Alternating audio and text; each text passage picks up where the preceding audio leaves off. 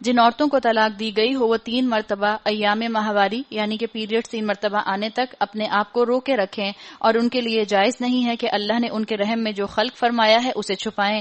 انہیں ہرگز ایسا نہ کرنا چاہیے۔ اگر وہ اللہ اور روز آخر پر ایمان رکھتی ہیں، ان کے شوہر تعلقات درست کر لینے پر آمادہ ہوں، تو وہ اس عدت کے دوران میں انہیں پھر اپنی زوجیت میں واپس لے لینے کے حقدار ہیں۔ یہ کب کی بات ہے؟ جب طلاق 1 مرتبہ ہوئی ہو اور سرٹن ٹائم پیریڈ کے اندر رجوع کر لیا جائے، تب اس کے بعد دوبارہ سے وہ اپنا تعلق قائم کر سکتے ہیں۔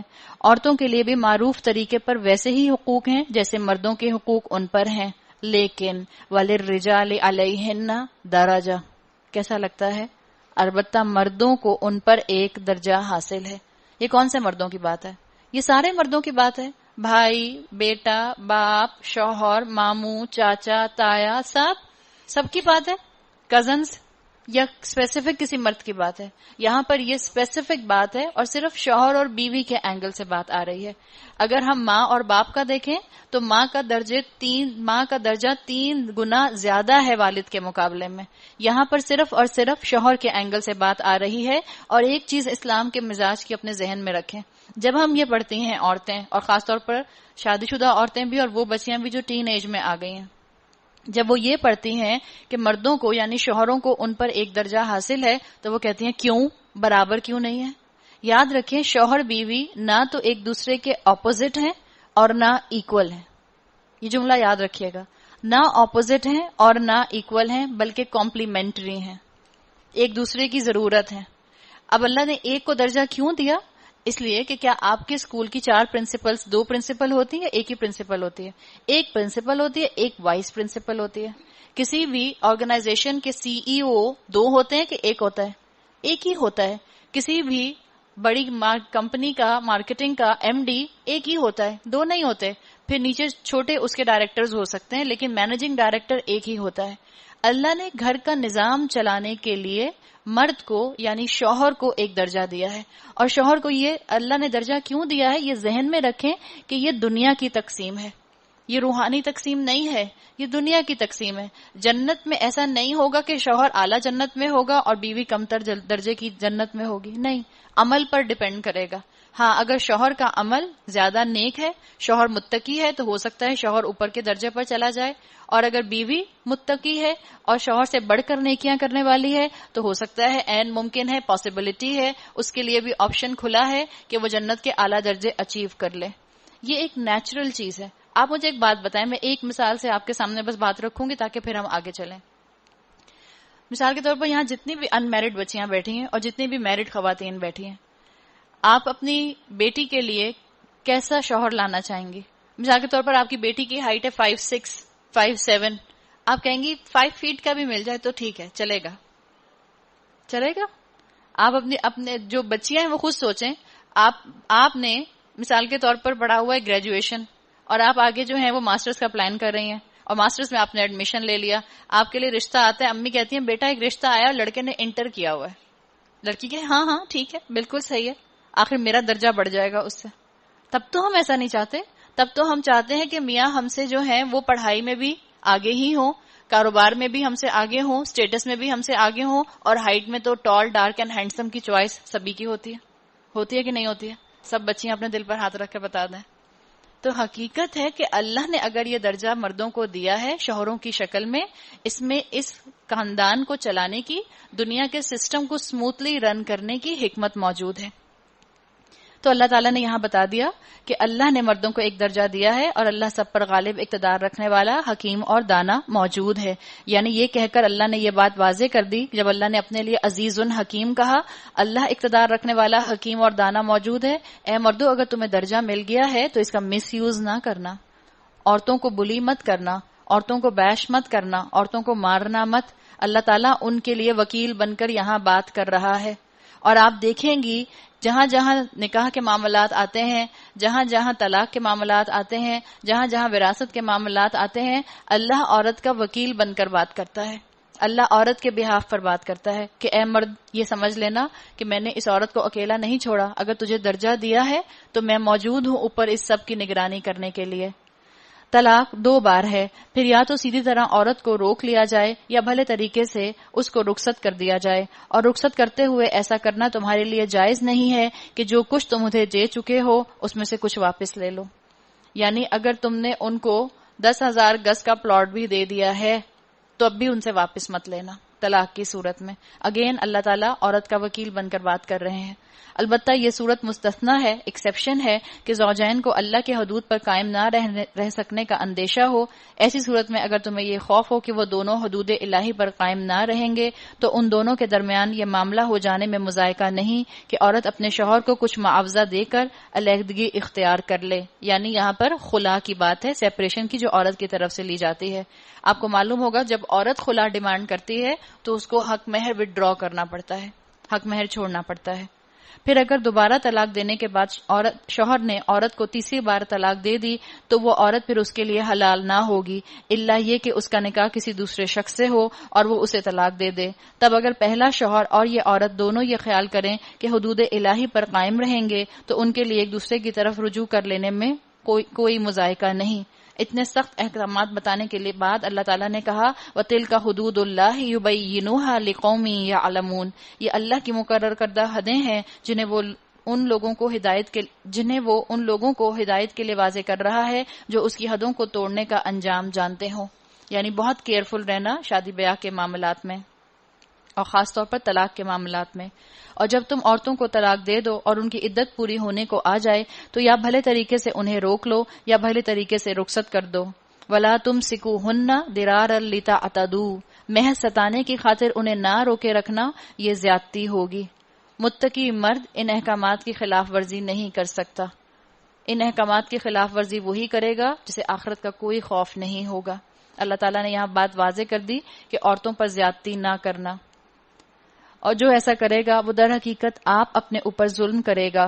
وَلَا تَتَّخِذُوا آیَاتِ اللَّهِ هُزُوًا، اللہ کی آیات کا کھیل نہ بنا لینا۔ طلاق وہ واحد مقام آپ کو قرآن میں ملے گا جہاں مسلمانوں سے یہ کہا گیا ہے کہ اللہ کی آیات کا مذاق نہ بنا لینا۔ ہمارے مسلمان مردوں نے طلاق دینا کہاں سے سیکھا ہے؟ میری ٹیچر ہیں، وہ کہتی ہیں بہت مزے سے، ہمارے مسلمان مردوں نے طلاق دینا انڈین موویز سے سیکھا ہے یا پاکستانی موویز سے سیکھا ہے۔ ایک تو طلاق چیخ کر دیں گے، پہلے چیخیں گے، پھر زور سے تھپڑ ماریں گے، پھر وہ عورت زور سے بستر پر گرے گی، پھر ادھر سے رات ہوگی، پھر لائٹ بھی چلی جائے گی اور پھر بجلی بھی کڑکے گی، اور اس کے بعد سوٹ کیس سمیت بیوی کو اٹھا کر باہر پھینک دیا جائے گا۔ نعوذ باللہ، یہ مسلمان مرد کر سکتے ہیں؟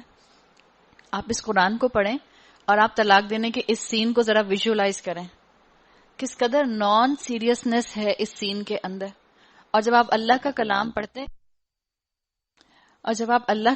پڑھتے ہیں تو آپ کو پتہ چلتا ہے کہ اللہ تعالیٰ نے کتنے سیریس احکامات دیے ہیں۔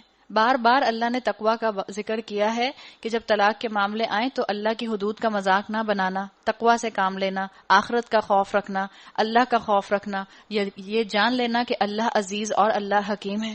لیکن ہمارے ہاں ظلم اس بات کا ہے کہ ہم نے جو سین دیکھے ہیں طلاق ہوتے ہوئے، ہم تو انہی سے فالو کرتے ہیں، انہی کو فالو کرتے ہیں، اور وہی کیونکہ ہمارے حواسوں پر سوار ہوتے ہیں تو ہمارے ہاں یہ شکل آپ کو طلاق کی ملتی ہے، حالانکہ طلاق کا یہ بالکل انداز نہیں ہے اسلام کے اندر۔ بھول نہ جاؤ کہ اللہ نے کس نعمت عظمیٰ سے تمہیں سرفراز کیا ہے۔ وہ تمہیں نصیحت کرتا ہے کہ جو کتاب اور حکمت اس نے تم پر نازل کی ہے اس کا احترام ملحوظ رکھو۔ اور کیا کہا اللہ تعالیٰ نے؟ واتقوا اللہ، کس سے کہا؟ اے مردو، اللہ سے ڈرو اور خوب جان لو کہ اللہ کو ہر بات کی خبر ہے۔ اللہ نے تمہیں جو درجہ دیا ہے تو عورتوں کے حاکم بن کر نہ بیٹھ جانا۔ اللہ عورت کا بھی ولی ہے، ان سے ناجائز فائدہ مت اٹھانا۔ جس رب نے تم کو بنایا ہے اسی رب نے عورت کو بھی بنایا ہے، اور اگر تم نے دنیا میں اس کو انصاف نہ دیا تو یاد رکھو اللہ انصاف دینے کے لیے روز محشر موجود ہے۔ ہم نے پڑھ لیا ہے مالک یوم الدین، جزا سزا کے دن کا وہی مالک ہے۔ آپ پڑھیں گی آگے سورہ تکویر میں آتا ہے وَإِذَا الْمَوْءُودَةُ سُئِلَتْ، زندہ گاڑی ہوئی لڑکی سے بھی جب پوچھا جائے گا کہ تم کس وجہ سے زندہ گاڑی گئی، اللہ کی اتنی سخت ناراضگی ہوگی اس کے والدین کے اوپر کہ ان کو ایڈریس بھی نہیں کریں گے، ڈائریکٹ اس بچی سے پوچھا جائے گا۔ تو جس نے دنیا میں ظلم کیا ہے یا جو ظلم کرنے کا سوچ رہا ہے وہ اس بات کا خیال رکھ لے کہ اللہ اصل میں مالک یوم الدین ہے۔ اگر دنیا میں کسی کا ہم نے نقصان کر دیا، کسی کو نقصان پہنچا دیا، تو یاد رکھیں کہ آخرت میں مجھے اور آپ کو اس کا جواب دینا ہوگا۔ جب تم اپنی عورتوں کو طلاق دے چکو اور وہ اپنی عدت پوری کر لیں تو پھر اس میں مانے نہ ہو کہ وہ اپنے زیر تجویز شوہروں سے نکاح کر لیں جبکہ وہ معروف طریقے سے باہم مناکحت پر راضی ہوں۔ تمہیں نصیحت کی جاتی ہے کہ ایسی حرکت ہرگز نہ کرنا۔ اگر تم اللہ اور روز آخر پر ایمان لانے والے ہو تمہارے لیے شائستہ اور پاکیزہ طریقہ یہی ہے کہ اس سے باز رہو، اللہ جانتا ہے تم نہیں جانتے۔ جو باپ چاہتے ہوں کہ ان کی اولاد پوری مدت رضاعت تک دودھ پیے تو مائیں اپنے بچوں کو کامل 2 سال تک دودھ پلائیں، یعنی بچے کی تمام ذمہ داری جو ہے وہ ماں کے اوپر اس وقت میں ہوتی ہے، اس لیے کہ ماں کا دودھ جو ہے وہ بچے کی فزیکل سٹرینتھ کے لیے بھی ضروری ہوتا ہے اور ایموشنل سٹرینتھ کے لیے بھی۔ اور آج سائنس یہ بات واضح کر رہی ہے کہ بچے کا امیون سسٹم بھی بریسٹ فیڈنگ سے بہت بہتر ہو جاتا ہے۔ اس صورت میں بچے کے باپ کو معروف طریقے سے انہیں کھانا کپڑا دینا ہوگا، مگر کسی پر اس کی وسعت سے بڑھ کر بار نہ ڈالنا چاہیے۔ نہ تو ماں کو اس وجہ سے تکلیف میں ڈالا جائے کہ بچہ اس کا ہے، اور نہ باپ کو اس وجہ سے تنگ کیا جائے کہ بچہ اس کا ہے۔ دودھ پلانے والی کا یہ حق جیسا بچے کے باپ پر ہے ویسے ہی اس کے وارث پر بھی ہے، لیکن اگر فریقین یعنی شوہر اور بیوی باہم رضامندی اور مشورے سے دودھ چھڑانا چاہیں تو ایسا کرنے میں کوئی مذائقہ نہیں، اور اگر تمہارا خیال اپنی اولاد کو کسی غیر عورت سے دودھ پلوانے کا ہو تو اس میں بھی کوئی حرج نہیں، بشرطے کہ اس کا جو کچھ معاوضہ طے کرو وہ معروف طریقے پر ادا کرو۔ اللہ سے ڈرو اور جان رکھو کہ جو کچھ تم کرتے ہو سب اللہ کی نظر میں ہے۔ ماں کا دودھ بچے کے لیے مناسب غذا ہوتی ہے۔ کوشش کر کے 2 سال تک بچے کو یہ دودھ پلانا چاہیے تاکہ بچہ ذہنی طور پر بھی مضبوط رہے، اس کی امیونٹی بھی اچھی رہے۔ تم میں سے جو لوگ مر جائیں ان کے پیچھے اگر ان کی بیویاں زندہ ہوں تو وہ اپنے آپ کو 4 مہینے 10 دن روکے رکھیں۔ عدت کا حکم آ گیا۔ پھر جب ان کی عدت پوری ہو جائے تو انہیں اختیار ہے اپنی ذات کے معاملے میں معروف طریقے سے جو چاہیں کریں۔ اللہ تعالیٰ نے بتا دیا کہ یہاں پر عورتوں کو اجازت ہے کہ اگر وہ بیوہ ہو جائیں اپنی عدت پوری کر لیں تو اس کے بعد وہ ایک اور نکاح کر سکتی ہیں۔ ہم کیونکہ ہندوؤں سے بہت زیادہ مرعوب رہے، ہم کیونکہ ہندوؤں کے بہت قریب رہے تو ہمارے معاشرے کے اندر بھی آج بھی ایسی رسومات موجود ہیں کہ بیوہ کا دوبارہ نکاح کرنا پسندیدہ نہیں سمجھا جاتا۔ ہمارے ہاں جو بیوہ کے لیے توہمات ہیں وہ ہندوؤں کے ساتھ ہمارے ایفیلیشن کی وجہ سے ہیں۔ بیوہ کو کسی دلہن کے پاس آ کر اس کو مٹھائی نہیں کھلانے دی جاتی۔ وہ کیوں کہتے ہیں کہ 7 سہاگنیں آئیں گی؟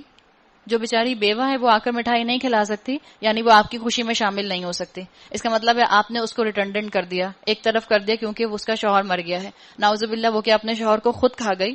کسی نے کہا کہ ہر عورت کا ہاضمہ اتنا اچھا نہیں ہوتا کہ اپنے شوہر کو خود کھا جائے۔ سوچنے کی بات ہے، ہم بہت زیادہ توہمات میں پڑتے ہیں۔ اپنے آپ کو دین کے ساتھ اٹیچ کریں تاکہ ہمارا رہنا سہنا آسان ہو جائے۔ تم پر اس کی کوئی ذمہ داری نہیں، اللہ تم سب کے اعمال سے باخبر ہے۔ زمانہ عدت میں خواہ تم ان بیوہ عورتوں کے ساتھ منگنی کا ارادہ اشارے کنائے میں ظاہر کر دو، خواہ دل میں چھپائے رکھو، دونوں صورتوں میں کوئی مذائقہ نہیں۔ اللہ تعالیٰ نے یہ جو احکامات طلاق کے متعلق، بیوہ کے متعلق، عدت کے بارے میں دیے ہیں، اس کے لیے ایک امریکن وومن ہے جو افغانستان گئی تھیں اور اس کے بعد مسلمان ہو گئی تھی، ریورٹ ہو گئی تھیں، ریگلک ان کا نام آتا ہے۔ انہوں نے کہا، جب انہوں نے قرآن کا ترجمہ پڑھا تو انہوں نے کہا کہ قرآن میں جو طلاق کے بارے میں احکامات ہیں اس کو پڑھ کر مجھے ایسا لگتا ہے کہ جیسے یہ کسی ایسے خدا نے لکھے ہیں کہ جو صرف اور صرف عورتوں کا حمایتی ہے۔ اگر آپ اور میں ہی اپنے قرآن سے بدظن ہو جائیں گے، اگر آپ اور میں ہی اپنے اسلام سے بدظن ہو جائیں گے، اگر آپ کو اور مجھے اسلام کی دی ہوئی شریعت جو ہے وہ باؤنڈریز کے اندر قید ہونا لگے گی، وہ جیل لگے گی، تو ہم اس خوبصورتی سے کیسے فائدہ اٹھائیں گے؟ جب نان مسلم اس کتاب کی خوبصورتی کو سمجھ جاتے ہیں، اللہ نے تو بات بات پر عورت کی وکالت کی ہے، اللہ نے بات بات پر عورت کو سپورٹ کی ہے، اللہ نے جو احکامات آپ کے اور میرے لیے دیے ہیں اس میں میرا اور آپ کا فائدہ ہے۔ ہم کہتے ہیں نہیں، یہ تو پرانے زمانے کی میڈیویل باتیں ہیں، عورتوں کو بالکل ایک کونے سے لگا دیا ہے، کارنر کر دیا ہے۔ ایسی بالکل بات نہیں ہے، دل کھول کر قرآن کو پڑھنے کی ضرورت ہے۔ اللہ جانتا ہے کہ ان کا خیال تو تمہارے دل میں آئے گا ہی، مگر دیکھو خفیہ عہد و پیمان نہ کرنا، اگر کوئی بات کرنی ہے تو معروف طریقے سے کرو، اور عقد نکاح باندھنے کا فیصلہ اس وقت تک نہ کرو جب تک کہ عدت پوری نہ ہو جائے۔ خوب سمجھ لو اللہ تمہارے دلوں کا حال تک جانتا ہے، لہٰذا اس سے ڈرو، اور یہ بھی جان لو اللہ بردبار ہے، چھوٹی چھوٹی باتوں سے درگزر فرماتا ہے۔ ہم ذہن میں رکھیں، ہمیں معلوم ہونا چاہیے کہ بیوہ کی عدت جو ہے وہ 4 ماہ 10 دن ہے۔ متعلقہ کی جو عدت ہے وہ 3 حیض ہے، 3 قروء یعنی 3 پیریڈز اس کو آ جائیں تو اس کی عدت مکمل ہو جاتی ہے، اور پریگننٹ عورت کی عدت اس وقت تک ہے جب تک کہ وہ بچہ ڈیلیور نہ کر دے. چاہے وہ بچہ جو ہے وہ ڈیلیور ہو 1 مہینے کے بعد، چاہے وہ بچہ ڈیلیور ہو 1 ہفتے کے بعد، چاہے وہ بچہ ڈیلیور ہو 9 مہینے کے بعد. تو وہ جو پریگننٹ عورت ہے اس کی عدت کا تعلق اس کی پریگننسی سے ہے. تم پر کچھ گناہ نہیں اگر اپنی عورتوں کو طلاق دے دو قبل اس کے کہ ہاتھ لگانے کی نوبت آئے یا مہر مقرر ہو. ہاتھ لگانے کی نوبت آئے کا مطلب ہے کہ ابھی رخصتی نہیں ہوئی، شادی کانزیومیٹ نہیں ہوئی. اس صورت میں انہیں کچھ نہ کچھ دے دینا ضرور تمہیں چاہیے. یعنی طلاق کی جو تلخی ہے، اگر رخصتی کے بغیر طلاق ہو رہی ہے، شادی کانزیومیٹ ہوئے بغیر طلاق ہو رہی ہے، تو طلاق کی تلخی کو کم کرنے کے لیے اپنی بیوی کو کچھ نہ کچھ دے دو. ہمارے ہاں کیا ہوتا ہے، طلاق ہوتی ہے الٹا اس کا سامان بھی روک لیا جاتا ہے، واپس بھی نہیں کیا جاتا، نہ کپڑے نہ اس کا سامان. ہم نے یہ سب چیزیں کہاں سے سیکھی؟ جس کلچر کے قریب ہم رہے اور جس کلچر کے ساتھ ہماری افیلیشن پچھلے کئی سالوں سے ہے. خوشحال آدمی اپنی مقدرت کے مطابق اور غریب آدمی اپنی قدرت کے مطابق معروف طریقے سے دے. یہ حق ہے نیک آدمیوں پر. اور اگر تم نے ہاتھ لگانے سے پہلے طلاق دی ہو لیکن مہر مقرر کیا جا چکا ہو تو اس صورت میں نصف مہر دینا ہوگا. یہ اور بات ہے کہ عورت نرمی برتے اور مہر نہ لے، یا وہ مرد جس کے اختیار میں عقد نکاح ہے نرمی سے کام لے اور پورا مہر دے دے. اور تم یعنی مرد نرمی سے کام لو. بار بار اللہ تعالیٰ مردوں سے کہہ رہے ہیں نرمی سے کام لو، نرمی سے کام لو. تو یہ تقوی سے زیادہ مناسبت رکھتا ہے. آپس کے معاملات میں فیاضی کو نہ بھولو، تمہارے اعمال کو اللہ دیکھ رہا ہے. اے شوہرو اپنا ظرف زیادہ رکھو. اللہ نے جو درجہ دیا ہے اس درجے کی وجہ سے تم پر ذمہ داری بھی زیادہ ہے. حافظوا علی الصلاوات والصلاۃ الوسطی وقوموا للہ قانتین. اپنی نمازوں کی نگہداشت کرو، خصوصاً ایسی نماز کی جو محاسن صلاۃ کی جامع ہو. یہ صلاۃ الوسطی کا جو یہاں پر لفظ آیا، یہ ٹرمینالوجی عصر کی نماز کے لیے استعمال ہوتی ہے. رسول اللہ صلی اللہ علیہ وسلم کی حدیث کا مفہوم ہے جس کی عصر کی نماز مس ہو گئی، یہ بالکل ایسا ہے گویا کہ اس کا اہل و عیال تباہ اور برباد ہو گیا. اور ہم بازاروں کے چکر میں اپنی عصر کی نمازوں کو کتنا مس کرتے ہیں. کوئی نماز اپنی مس نہ ہونے دیں. شاپنگز بھی ہو جاتی ہیں، بازاروں میں گھوم پھر لیا بھی جاتا ہے اور نمازیں بھی پڑھی جا سکتی ہیں. صرف ول ہونی چاہیے انسان کی. اللہ کے آگے اس طرح کھڑے ہو جیسے فرما بردار غلام کھڑے ہوتے ہیں. بدامنی کی حالت ہو تو خواہ پیدل ہو خواہ سوار، جس طرح ممکن ہو نماز پڑھو. جب امن میسر آ جائے تو اللہ کو اس طریقے سے یاد کرو جو اس نے تمہیں سکھایا ہے، جس سے تم پہلے نہ واقف تھے. تم میں سے جو لوگ وفات پائیں اور پیچھے بیویاں چھوڑ رہے ہوں، ان کو چاہیے کہ اپنی بیویوں کے حق میں یہ وصیت کر جائیں کہ 1 سال تک ان کو نان نفقہ دیا جائے اور وہ گھر سے نہ نکالی جائیں. پھر اگر وہ خود نکل جائیں تو اپنی ذات کے معاملے میں معروف طریقے سے جو بھی وہ کریں، اس کی کوئی ذمہ داری تم پر نہیں ہے. اللہ سب پر غالب اقتدار رکھنے والا اور حکیم اور دانا ہے. اللہ تعالیٰ نے یہ بات جو یہاں بتائی ہے، قانون وراثت آنے کے بعد یہ آیات جو تھیں یہ منسوخ ہو گئیں. اسی طرح جن عورتوں کو طلاق دی گئی ہو انہیں بھی مناسب طور پر کچھ نہ کچھ دے کر رخصت کیا جائے. یہ حق ہے متقی لوگوں پر. اب آگے اللہ تعالیٰ ایک قصہ بیان کر رہے ہیں بنی اسرائیل کی بستی کا. ایک ایسی بستی کا ذکر ہے جس میں پلیگ پھیل گیا تھا اور وہاں کے لوگ موت کے ڈر سے وہ بستی چھوڑ کر وہاں سے چلے گئے تھے. آپ کو معلوم ہوگا رسول اللہ صلی اللہ علیہ وسلم کی حدیث کا مفہوم آتا ہے کہ اگر کسی بستی میں پلیگ پھیل جائے تو وہاں کے لوگوں کو چاہیے کہ وہاں سے باہر نہ نکلیں. تو یہ لوگ بھی جو تھے، یقیناً ان کی شریعت میں بھی کچھ ایسے احکامات تھے، لیکن ان لوگوں نے موت کے ڈر سے اپنی بستی کو چھوڑ دیا. اور یہ جو موت کے ڈر سے اس بستی کو چھوڑ کر نکلے تھے، اللہ نے ان کو ایک مقام کے اوپر موت دے دی. اور پھر اللہ نے کیا کیا کہ ان کے نبی نے ان کے لیے دعا کی، جس کے بعد اللہ تعالیٰ نے ان کو دوبارہ زندگی دی تاکہ اللہ ان کو پھر مہلت دے. بنی اسرائیلیوں کو اللہ تعالیٰ نے بہت مہلت دی ہے. الم تر الی الذین خرجوا من دیارہم وہم الوف حذر الموت. اس طرح اللہ اپنے احکام تمہیں صاف صاف بتاتا ہے. امید ہے کہ تم سمجھ بوجھ سے کام کرو گے. تم نے ان لوگوں کے حال پر بھی کچھ غور کیا جو موت کے ڈر سے اپنے گھر بار چھوڑ کر نکلے تھے اور ہزاروں کی تعداد میں تھے. اللہ نے ان سے فرمایا مر جاؤ، پھر اس نے ان کو دوبارہ زندگی بخشی. حقیقت یہ ہے کہ اللہ انسان پر بڑا فضل فرمانے والا ہے، مگر اکثر لوگ شکر ادا نہیں کرتے. کیا یہ حقیقت ہے کہ نہیں ہے؟ اللہ کا ہم پر فضل بہت ہوتا ہے. ہم اللہ کے گناہ بہت کرتے ہیں. ہم زیادہ تر صحت مند رہتے ہیں، بیمار تو ہم کم ہی پڑتے ہیں. ہم زیادہ تر خوش ہوتے ہیں، ناراضگی، اداسی، غم تو ہم پر کم ہی آتا ہے. زیادہ تر ہمیں اللہ اپنے خاندان کی طرف سے خوشیاں ہی دکھاتا ہے. مشکلات اور بے وفائی تو کبھی کبھی آتی ہے، لیکن ہم انسان ناشکرے ہیں، اللہ کی قدر نہیں کرتے. مسلمانوں، اللہ کی راہ میں جنگ کرو اور خوب جان رکھو کہ اللہ سننے والا اور جاننے والا ہے. یہ واقعہ سنا کر یہ بتا دیا گیا کہ تم چاہے کتنی بھی لمبی زندگی لے لو، بہرحال تمہیں اللہ کی طرف تو جانا ہی جانا ہے، تو بہتر ہے کہ اپنی زندگی کو اللہ کی راہ میں خرچ کرو۔ من ذا الذی یقرض اللہ قرضا حسنا فیضاعفہ لہ اضعافا کثیرا، تم میں کون ہے جو اللہ کو قرض حسن دے تاکہ اللہ اسے کئی گنا بڑھا چڑھا کر واپس کرے۔ مالی انفاق کی یہاں پر دعوت دی جا رہی ہے، اور یہ بات بتا دی گئی کہ اللہ تعالیٰ کی راہ میں جیسے جان لگائی جاتی ہے ایسے ہی اللہ کی راہ میں مال بھی خرچ کرو، اور آگے مال خرچ کرنے کی ترغیب بھی بہت زیادہ آئے گی۔ گھٹانا بھی اللہ کے اختیار میں ہے اور بڑھانا بھی، اور اسی کی طرف تمہیں پلٹ کر جانا ہے۔ پھر تم نے اس معاملے پر بھی غور کیا جو موسیٰ کے بعد سرداران بنی اسرائیل کو پیش آیا تھا۔ بنی اسرائیل کے جنگوں کا یہاں سے ذکر شروع ہو رہا ہے۔ موسیٰ علیہ السلام کے انتقال کے بعد یوشع بن نون کی قیادت میں بنی اسرائیلیوں نے یہ جہاد کیا تھا۔ انہوں نے اپنے نبی سے کہا، ہمارے لیے ایک بادشاہ مقرر کر دو تاکہ ہم اللہ کی راہ میں جنگ کریں۔ اللہ تعالیٰ نے یہاں پر ان کی یہ حقیقت کھول دی کہ یہ اپنے آپ کو سمجھتے تھے کہ بہت بڑے بڑے دعوے کرتے ہیں تو شاید کام بھی بہت بڑے بڑے کر لیں گے۔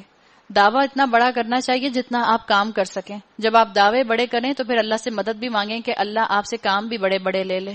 بالکل ہاٹ ایئر بلون کی طرح ان کے دعوے ہوتے تھے، ادھر سے آپ پرک کریں ادھر سے وہ بیکار ہو کر پھٹ جائے۔ نبی نے پوچھا، کہیں ایسا تو نہ ہوگا کہ تم کو لڑائی کا حکم دیا جائے اور پھر تم نہ لڑو؟ کہنے لگے، بھلا یہ کیسے ہو سکتا ہے کہ ہم راہ خدا میں نہ لڑیں جبکہ ہمیں اپنے گھروں سے نکال دیا گیا ہے، ہمارے بچے ہم سے جدا کر دیے گئے ہیں۔ مگر جب ان کو جنگ کا حکم دیا گیا تو ایک قلیل تعداد کے سوا وہ سب پیٹ موڑ گئے، اور اللہ ان میں سے ایک ایک ظالم کو جانتا تھا۔ اللہ کے ہاتھ پر انہوں نے اپنا سودا نہ کیا، اگر کرتے تو ان کو اللہ بھی مل جاتا، اللہ کی رضا بھی مل جاتی اور دنیا بھی مل جاتی، لیکن ان کو اپنا نفس پیارا تھا۔ یہ وہ قوم ہے جو نعرے لگانے والی ہوتی ہے، بار بار کہتے تھے نا ہم اللہ کی راہ میں لڑنا چاہتے ہیں، ہمیں اللہ کی راہ میں لڑنے کا موقع دیا جائے۔ ہم بھی بہت کہتے ہیں، ہماری لاکھوں جانیں قربان رسول اللہ صلی اللہ علیہ وسلم پر۔ ایک سنت پر عمل کرنے کی بات آتی ہے، ہمارا سارا جوش جھاگ کی طرح بیٹھ جاتا ہے۔ ہم سنتوں کی بات کرتے ہیں اور سنتیں ہمارے ہی گھروں کے فنکشنز کے اندر ہمارے پیروں تلے روندی جا رہی ہوتی ہیں۔ اس وقت ہمارا ایمان اور ہمارے دعوے کہاں چلے جاتے ہیں؟ ان کے نبی نے ان سے کہا، اللہ نے طالوت کو تمہارے لیے بادشاہ مقرر کیا ہے۔ اللہ تعالیٰ نے ان کے لیے طالوت کو بادشاہ مقرر کیا تھا۔ یہ سن کر وہ بولے، ہم پر بادشاہ بننے کا وہ کیسے حقدار ہو گیا؟ اس کے مقابلے میں بادشاہی کے ہم زیادہ حقدار ہیں۔ انا یکون لہ الملک علینا، ہم زیادہ حقدار ہیں، وہ کیسے اس کا حقدار ہو گیا؟ آج ہم جیسے سنتے ہیں نا کہ آپ یہ کہا جائے کہ یہ کیسے ہمارا امام بن گیا، یہ کیسے ہمارا اسکالر بن گیا، یہ کیسے ہمارے اوپر جو ہے وہ حکومت کرنے آ گیا، اس کی تو کوئی حیثیت ہی نہیں ہے۔ بالکل انہوں نے بھی ایسا ہی اظہار کیا کہ اس کو کیسے ہمارے مقابلے میں درجہ دے دیا گیا، وہ تو کوئی بڑا مالدار آدمی نہیں ہے۔ نبی نے جواب دیا، اللہ نے تمہارے مقابلے میں اسی کو منتخب کیا ہے۔ اور کیوں منتخب کیا ہے وجہ بتا دی اللہ تعالیٰ نے، وَزَادَهُ بَسْطَةً فِي الْعِلْمِ وَالْجِسْمِ، اللہ نے اس کو دماغی اور جسمانی دونوں قسم کی اہلیتیں فراوانی کے ساتھ عطا فرمائی ہیں، اور اللہ کو اختیار ہے اپنا ملک جسے چاہے دے۔ اللہ بڑی وسعت رکھتا ہے اور سب کچھ اس کو علم ہے۔ یہ لیڈرشپ کوالٹیز اسلام نے قرآن میں یہاں بتا دیں اس واقعے کے ذریعے۔ کیا ہے لیڈرشپ کوالٹیز؟ مینٹل کیپیسٹی ہو، یعنی برین پلس برونز، طاقت بھی ہو، فزیکل اسٹرینتھ بھی ہو۔ یہ دونوں چیزیں ایک لیڈر کے لیے درکار ہوتی ہیں۔ اگر اللہ نے آپ کو کسی جگہ کا لیڈر بنایا ہے، آپ اپنے گھر کے اوپر، اپنے اولاد کے اوپر ایک طرح سے لیڈر ہیں۔ جس وقت آپ کے شوہر نہیں ہوتے آپ لیڈر ہوتی ہیں، تو آپ کے اندر ذہنی صلاحیت بھی ہونی چاہیے اپنے بچوں کی باتوں کو فلٹر کرنے کی، ان کی ڈائسیکشن کرنے کی۔ آپ کے بچے بہت گھما پھرا کر آپ سے باتیں کرتے ہیں، وہ کہنا کچھ چاہ رہے ہوتے ہیں، تعریف آپ کی بلا وجہ کر رہے ہوتے ہیں، اصل میں کوئی بات منوانی ہوتی ہے۔ جتنی آپ کی مینٹل کیپیبلٹی فاسٹ ہوگی، شارپ ہوگی، اتنا آپ اس چیز کو سمجھ جائیں گے۔ اور آپ کی لیڈرشپ کے لیے، آپ کی لیڈرشپ کوالٹی کے لیے آپ کی فزیکل اسٹرینتھ ہونا بھی بہت ضروری ہے۔ بہترین لیڈر وہ ہوتا ہے، بتا دیا گیا، کہ جس کا ذہن شارپ ہو، اور بہترین لیڈر کی ایک اور کوالٹی بھی ہوتی جس کا دل نرم ہو، سخت نہ ہو وہ لوگوں کے اوپر۔ یہ بہترین صلاحیتیں ہیں جو لیڈرشپ میں درکار ہیں۔ نبی نے جواب دیا، اللہ نے تمہارے مقابلے میں اسی کو منتخب کیا ہے اور اس کو جسمانی اور دماغی دونوں قسم کی اہلیتیں فراوانی کے ساتھ عطا کی ہیں۔ اس کے ساتھ ان کے نبی نے ان کو یہی بتایا کہ خدا کی طرف سے اس کے بادشاہ مقرر ہونے کی علامت یہ ہے کہ اس کے عہد میں وہ صندوق تمہیں واپس مل جائے گا جس میں تمہارے رب کی طرف سے تمہارے لیے سکون قلب کا سامان ہے. یہ جو یہاں آیا این یاتیکم التابوت، آرک آف دا کووننٹ کی بات ہے، تابوت سکینہ. اس صندوق کی حیثیت بنی اسرائیلیوں کے لیے بالکل قبلے کی سی تھی. تو ان کو ہنٹ دے دیا گیا کہ اس بادشاہ کی بادشاہی میں تم کو یہ صندوق تمہارا واپس مل جائے گا، جس میں آل موسیٰ اور آل ہارون کے چھوڑے ہوئے تبرکات ہیں اور جس کو اس وقت فرشتے سنبھالے ہوئے ہیں. اگر تم مومن ہو تو یہ تمہارے لیے بڑی نشانی ہے. اب طالوت بادشاہ ہو گئے. پھر جب طالوت لشکر لے کر چلا تو اس نے کہا ایک دریا پر اللہ کی طرف سے تمہاری آزمائش ہونے والی ہے، جو اس کا پانی پیے گا وہ میرا ساتھی نہیں ہوگا. میرا ساتھی صرف وہ ہے جو اس سے پیاس نہ بجھائے. ہاں ایک آدھ چلو کوئی پی لے تو پی لے. کسی بڑے مقصد کے لیے جب نکلا جاتا ہے تو امتحان آتے ہیں. سیلف کنٹرول، قوت ضبط کی بات یہاں پر آ گئی. بادشاہ کے ذریعے اللہ تعالیٰ نے ان کا قوت ارادی جو تھا وہ چیک کیا، مگر ایک گروہ قلیل کے سوا وہ سب اس دریا سے سیراب ہوئے. یعنی اکثریت نے بادشاہ کی بات نہیں مانی، اکثریت سیلف کنٹرول نہیں کر سکی. جو سیلف کنٹرول اللہ تعالیٰ مجھے اور آپ کو اس رمضان کے مہینے میں کرنے کی توفیق عطا فرما رہے ہیں کہ اللہ کے کہنے پر ہم حلال چیزوں سے رک رہے ہیں سرٹن اوقات کے اندر. اللہ ہمیں توفیق دے کہ جب رمضان کا مہینہ مکمل ہو جائے، جیسے ہی شوال کا چاند ہمیں نظر آئے، ہم اپنے اس سیلف کنٹرول کو حرام سے رکنے کے لیے استعمال کر سکیں. پھر جب طالوت اور اس کے ساتھی مسلمان دریا پار کر کے آگے بڑھے تو انہوں نے طالوت سے کہہ دیا کہ آج ہم میں جالوت اور اس کے لشکروں کا مقابلہ کرنے کی طاقت نہیں ہے.